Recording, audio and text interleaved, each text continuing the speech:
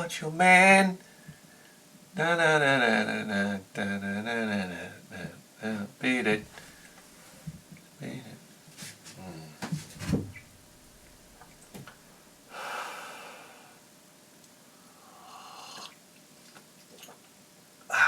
Is it true? I heard that Eddie Van Halen. Basically, I heard Michael Jackson wanted Eddie Van Halen to do the guitar solo for Beat It. And Eddie Van Halen basically marched into the studio, did it in one take, and then left. Is there any truth to that? Oh, that would be such a romantic story. And he didn't ask for a penny for it. You ever hear the guitar solo and fucking Beat It? Growing up, I was the biggest Michael Jackson fan. And it was all based on two songs. Thriller and Beat It. That's it. I would never listen to any other Michael Jackson song. I would never listen to, like, Billie Jean or Rock With Me or any of those other songs. I didn't want to hear about any other. I just wanted to hear Beat It and Thriller. How amazing is that? I had posters all over my wall as a kid. Posters. Michael Jackson posters. My aunt Doris, okay? The one that used to make me watch horror movies until I shit my pants. She brought me into a store one day, a clothing store. And she threw a Michael Jackson jacket up. You remember the one with all the zippers? It had like the chainmail here and the chainmail here, and it had the zippers everywhere. It's the black. It's the iconic Michael Jackson jacket. Okay? It's the one everybody used to drool over. It was the cheapest one you could get was $300. And we're talking about the early 80s here. My Aunt Doris, we walked into a store. She threw it on my back. We walked right out of the store. I didn't ask any questions. I didn't know we were shoplifting. I really didn't. I didn't know we were doing anything wrong. And she said, "Don't tell your mother." Done deal. Done deal. I remember I went to school, first day of school, I went to school with a Michael Jackson jacket on, and I had the Michael Jackson glove. I swear I have pictures. I gotta get the pictures. My God.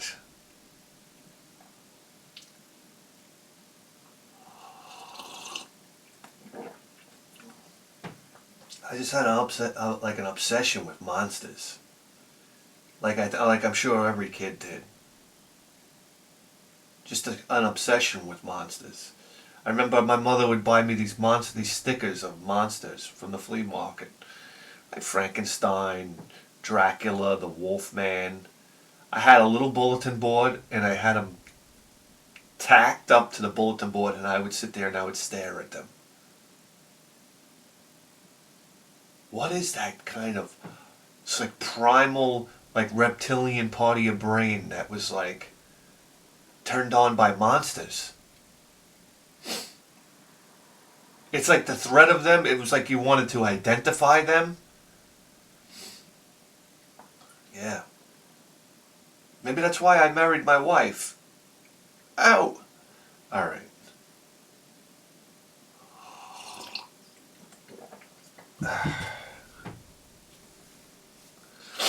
Now, so, yeah, that's how I got into Iron Maiden. Honestly. I mean, I would go into the record store, and that's what kicked my Michael Jackson habit, by the way. I remember going into the record store, I saw Number of the Beast, and that's it, I wanted it. I saw that album cover. Didn't know Iron Maiden from anything. And then I would listen to the tape over and over again, and I fell in love with the sound of Iron Maiden. Oh yeah. And then from then on out, it was my Michael Jackson posters came down, and my Iron Maiden posters went up. I could tell you them in order. I had the Trooper. The Trooper, is there any... Listen, the Iron Maiden album covers are Derek Riggs, right? Oh my God. And I had my little suitcase full of tape cassettes. And the only cassettes allowed in there were Iron Maiden tapes. And I'd have all the tapes in chronological order. Oh yeah. And then, but I would keep a space between Killers and Iron Maiden's first album because they had a different singer. So I had to keep a space between the tape cassettes just to, you know, delineate the fact that they had a different lead singer, which really bothered me at the time. I wanted to know that the bands that I listened to were the real deal. And if they got a new guitarist or somebody left the band, oh my God, I'd go into a tailspin. I remember when they got that Janet Gers guy, I was like, oh, this is it. This is the end. What'd they get him on, the Holy Smoke album?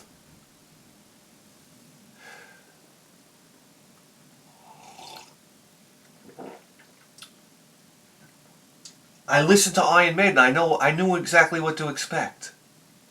Okay, basically Nico McBrain basically playing the same beat over and over again. Well, I'm fine with that. Okay? You know, Bruce Dickinson singing about war or something else. Something historical. Is there a woman alive that ever listened to Iron Maiden? I don't think so. Oh my God. Yeah. And then it was first guitar solo, Adrian Smith. Then second guitar solo, Dave Murray would come and wipe the floor with Adrian Smith. And that was it. I mean, these are the two, like, premier guitarists of all time. I mean, these guitar solos were gorgeous. They were absolutely gorgeous. Iron Maiden, man. I tip my hat to Iron Maiden. Oh my God, wall-to-wall Iron Maiden posters. 2 Minutes to Midnight, Power Slave, Live After Death, door poster. Are you kidding me? 2 door posters. Live After Death on the front. On the other side, it was Eddie Maiden kicking the door open. Scraps of wood going everywhere. They used to call me Jesse Maiden. And I would go to Busy Bee Mall and go to the heavy metal shop there. You had the kid sitting in the corner, looked like a fucking ball of hair. With a Motley Crue shirt on. And I would go there and I would get my Iron Maiden posters. My Iron Maiden tape cassettes. And I would listen to those tape cassettes until those tape cassettes, remember when they used to start to wobble? Like they would warble. Make like a warbling noise. Like they would sound it would sound all warped after a while.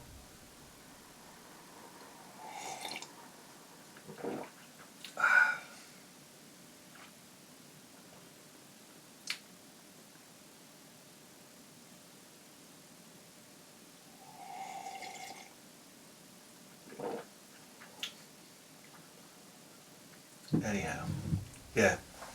You ever see a kid with red hair with a Michael Jackson jacket on? I was just asking for a beating. If I could go back in a time machine, I would have beat me up. All right. What are we talking about here? I guess we're talking about pants. Paths that you go down in life, right? When we first started collecting shooters, we could have went in 3 directions. I was honestly thinking about 3 directions. I said we can go for all the PC Engine shooters, we could go for all the Sega Saturn shooters, or we could go for all the Sega Dreamcast shooters. I mean, let's face it. Alright, Nintendo shooters, you know what we're talking about here. Okay, you can take your Nintendo shooters and, no. Listen, Nintendo's got some standout shooters, let's face it. Life Force, I mean, what are you going to talk about here? I mean, there aren't many, are there? There are. Listen, I'm not an 8-bit shooter guy. I could probably go back and play Life Force and have a good time. But, you know, listen, I played the reproductions like Garegga and this type of thing. They're great. They're really great. But to be honest with you, 16-bit shooters are where it's at. And then if you really want to go crazy, okay, the 32-bit shooters, the Sega Saturn and the Dreamcast. But there was a change that started to happen. You started to get into a bullet hell type of shooter game. 16-bit shooters were the classic shooters, I'm sorry. But there's something to be said for the 32-bit shooters. And we're talking about the Japanese Sega Saturn shooters that we have in our collection now.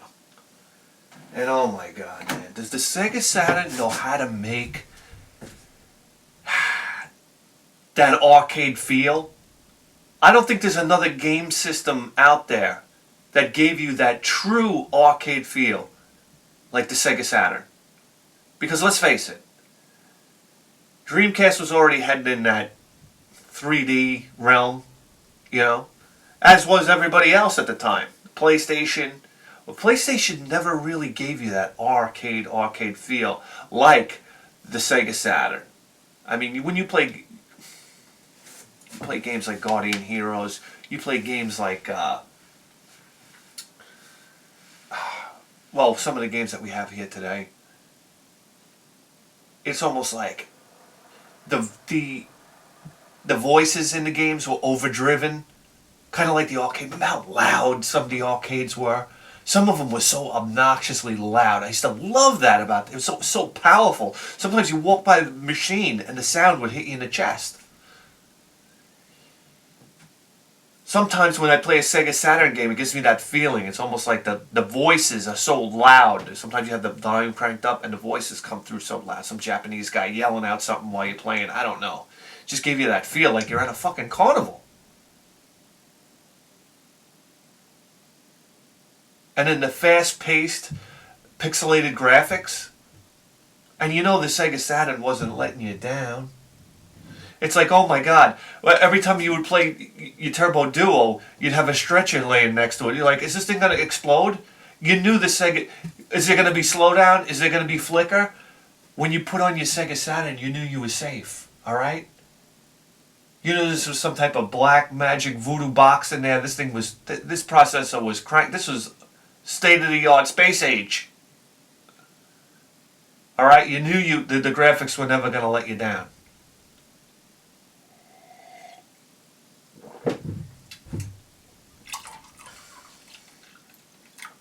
So here we go. I mean, can we talk about Darius Gaiden one more time? I mean, I know I always mention it, but it doesn't make sense to get the American version of this game because the cover art is absolutely atrocious. Who needs that big fucking Sega Saturn case laying around? Here we go. It's Darius Gaiden.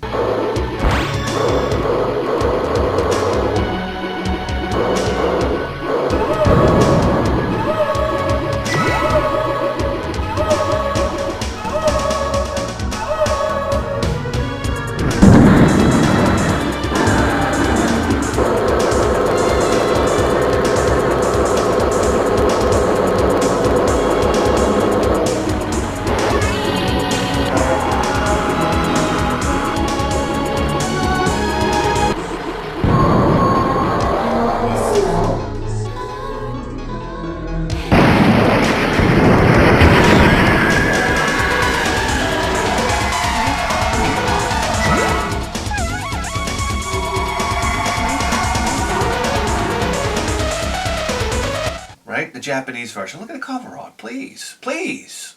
Please. Probably one of the most affordable. I always lump this in with Layer Section and Galactic Attack. Even though this one's on a different level.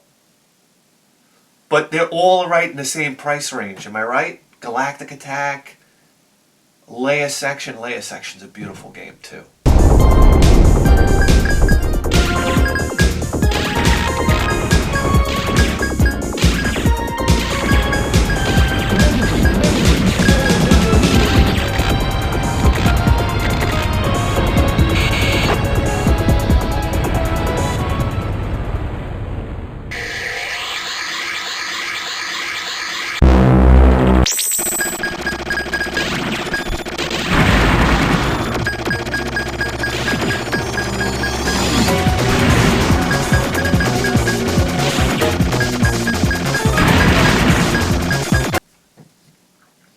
here we go. Darius Gaiden. It branches off into multiple paths. Fantastic graphics, fantastic gameplay. It's Darius, the way you want Darius to be. Okay, this is it. This is it. PC Engine, what do you got? Super Darius 2. Pretty game, but it ain't Darius Gaiden.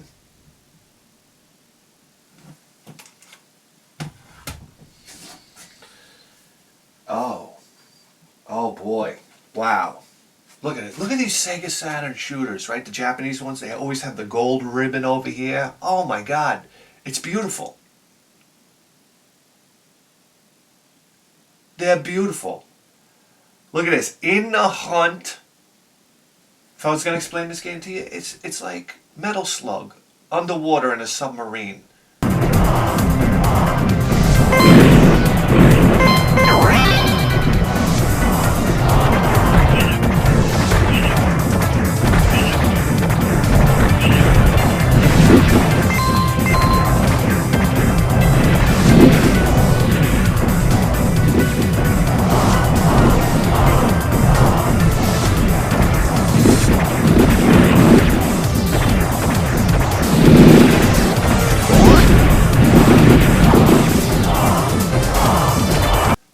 Beautifully hand-drawn sprites, right? Am I right when I say that? Or do I sound like another one of these YouTube knuckleheads? Hand-drawn sprites, right? It's amazing how much everybody knows now about video games, right? I wish we could go back in time. Somebody would have said, yeah, it's got hand-drawn sprites. You would have been like, huh, what? Hand-drawn what? Here we go, In the Hunt. You're the submarine. The graphics are so intense. There's so much stuff happening on screen. Those big explosions and everything like that. The thing that this game suffers from, it has incredible slowdown. No excuse for the Sega Saturn to have this type of slowdown. And I would say it's almost game-destroying slowdown. I don't have a problem with slowdown. I never did. As a matter of fact, it's a strategy that a lot of shooter players use to hit the pause button as they're playing and almost activate their own type of slowdown. I've noticed that when I watch some of these incredible playthroughs of some of the most impossible games. You watch some of these videos of people playing Image Fight and trying to get out of the penalty zone or in the later levels, they're hitting the pause button as they play. Because they're trying to get an idea of where the bullets are flying and where they have to go ahead of time. That's how sick that game is. Anyhow, In the Hunt. I mean, you have these I mean, look at the ship. I mean, I don't know what to tell you. This is graphics like the likes of which, I mean, we haven't seen until this game came out, right? Aside from the Metal Slug games. So it's incredible. It's incredible. And when we purchased this one, I mean, what did we pay? 40, 50 bucks for it? Wasn't very expensive. There we go. Oh boy. Ladies and gentlemen. Here's another one that... This is the one that almost pushed me over the edge to head in the Sega Saturn direction, man. Oh my God. Look at this. It's Donpachi. Woo! Whoa, Dodonpachi. I'm going to say this has to be the grandfather of some kind of genre of shooter because I played a lot of shooters, modern shooters, that try to be this game right here. So I'm going to take a guess and say that this game inspired a lot of people.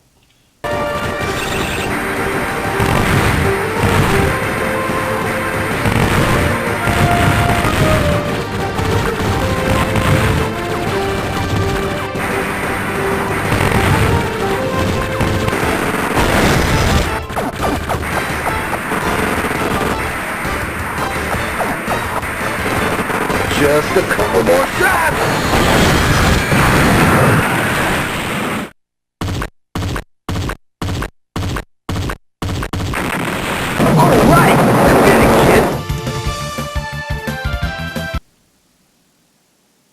here's a gorgeous, gorgeous, gorgeous shooter. I couldn't imagine what it must have been like to play this back in the day. I remember I had a guy down the road from us who had a video game store, and he sold Sega Saturn imports. And I remember going down there. I had a Sega Saturn at the time, but I didn't really understand these Japanese games. I didn't understand which one was which. The guy behind the counter didn't know enough to tell me, oh, well, this is a shooter, and this is this, and this is that, what you needed to play it, even though I already had the, what was the name of the damn card? So I could play the Japanese shooters. I didn't even know it. The Plus card. What was it? Something Plus. Action Plus card. I had an Action Plus card. With the RAM upgrade and everything. I could play Japanese games. I had no idea. So I would sit there and I'd stare at these games and wonder. And wonder.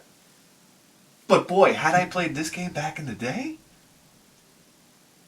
It's one thing to play it now. And you almost expect something from the Sega Saturn. But to play it back then? Boy, oh boy. Donpachi had the wonderful mechanic of that huge Mega Blast that you could use at any time. The only drawback to it is it would slow down your ship. I love that mechanic. I think I think it's great. So what fun. Oh man, what fun. And you got it's just powerful, powerful audio in this game too.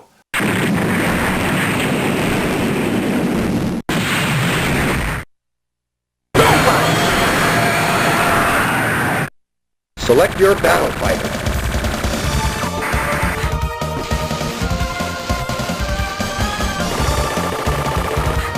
That's one thing I always thought about when you played Donpachi. It wasn't like the audio was hiding in the background as you played. The audio was in your face. And that, to me, is what made it feel like the arcade.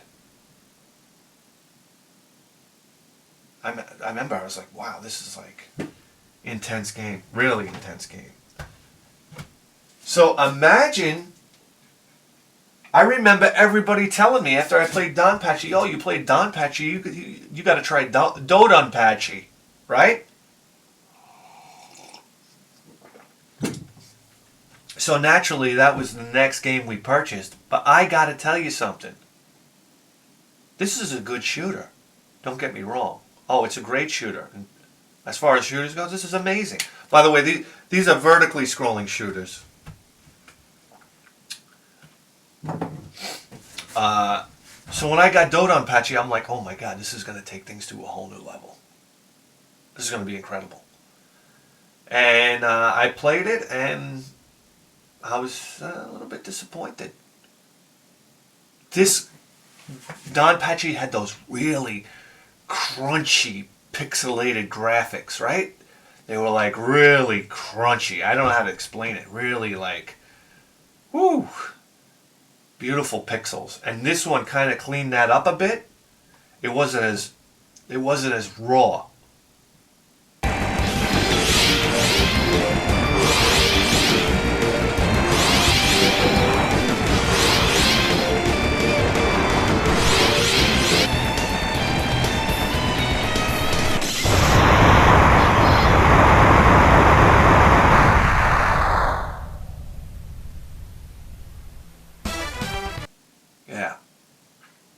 And I don't know, it just didn't have that crazy arcade feel that Donpachi had. So I mean, still a wonderful shooter. Don't get me wrong, but just not on par. Wow, what are we talking about here? Here we go.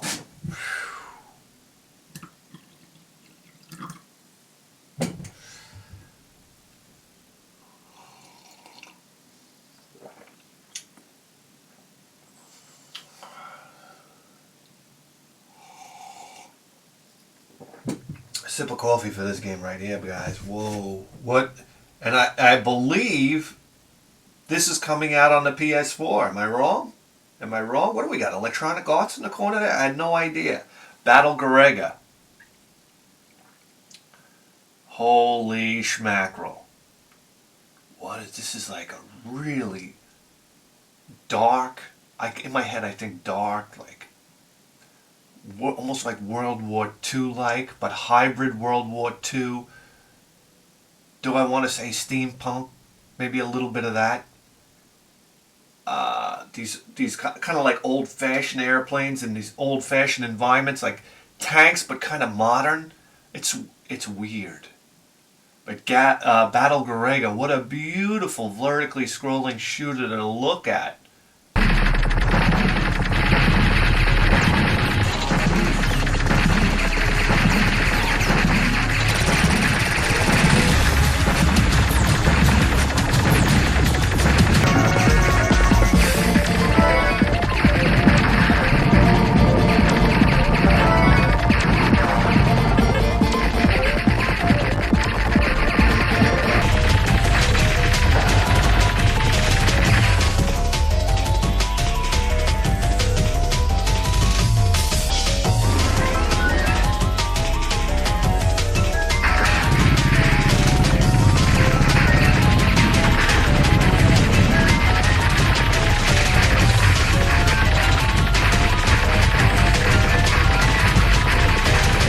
Goodness. Oh my goodness. Yeah, I had a lot of fun with this one. Ooh, it's hard. It's hard. There's a lot of debris flying around the playfield, okay? You can just destroy ships and whatnot, destroy enemies, tanks on the floor, and there's a lot of debris flying around which causes a lot of confusion.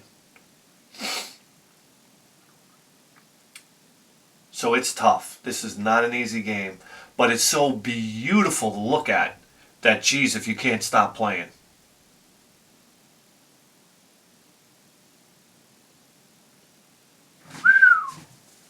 Look at that.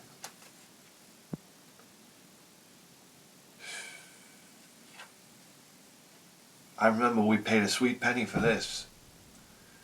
I think we may have paid like $180 for this. 150 to 180. Wow. But when people talk Sega Saturn shooters, boy, they love to talk about Battle Garegga, that's for sure. Okay, and wow, jeez. What a pedigree this game has, huh? This was on a lot of people's top 5 lists of shooters of all time, right? Radiant Silvergun. Would you look at that cover art? Oh my goodness. It's absolutely gorgeous. We see a lot of this style of cover art now, right? Don't we? But back then, you didn't see anything like that. Look at that. Oh my God. God almighty. If I had the chops to paint something like that, maybe we'll try that one day. Wow, that's incredible, huh? Whoa, Radiant Silvergun. Wow, what can you say about this game? You know what I can say about it? I played it one time. Only one time. I was completely intimidated by this game. There was so many different play mechanics going on here that it confused me. I never played a shooter like this before.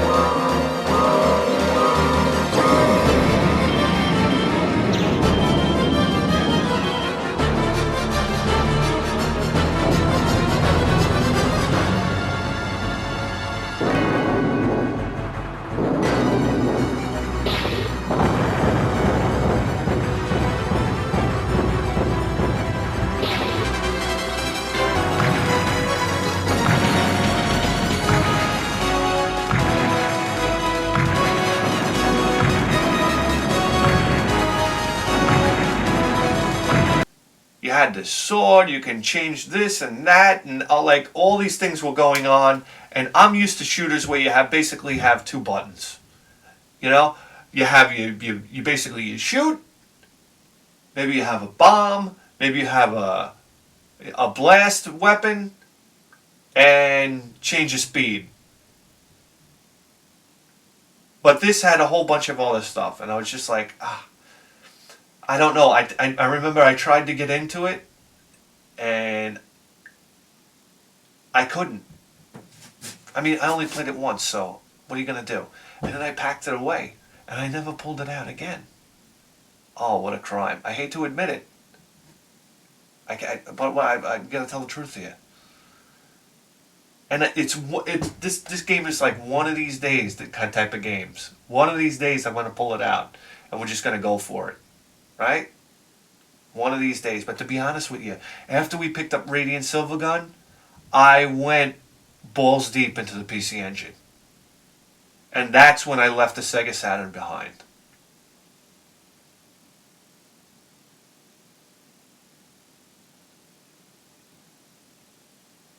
And to be honest with you, now that the PC Engine, basically we're nearing the end of the PC Engine collection, to be honest with you. I mean, we pretty much, maybe, there might be 10 games. We might be 10 games out. And to be honest with you, if we didn't go down the road with this NES, with this complete NES collection, we would have definitely went careening back into Sega Saturn shooters. Huh? Because there's a few on there. Hyper Duel.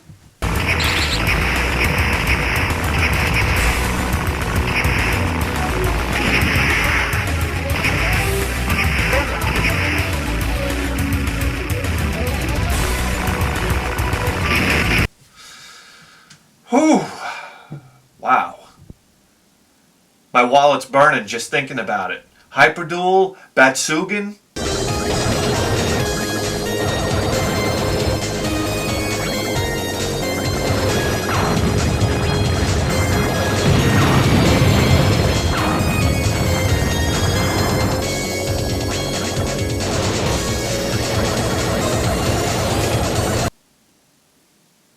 Yeah. Blast Wind.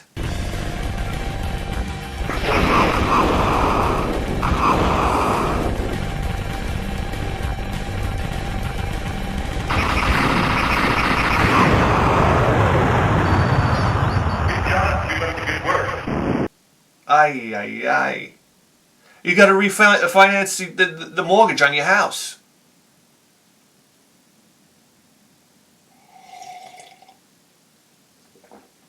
Gunbird.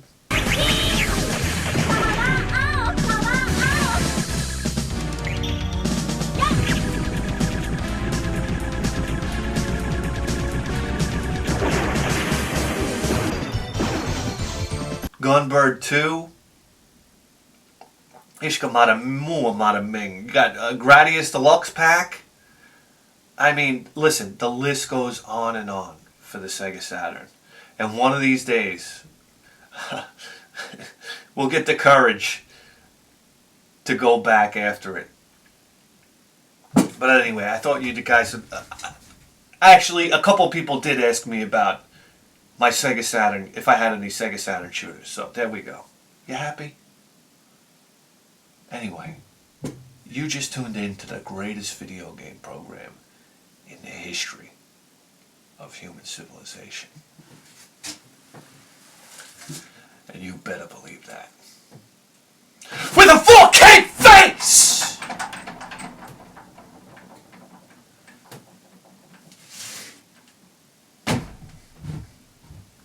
See you next time.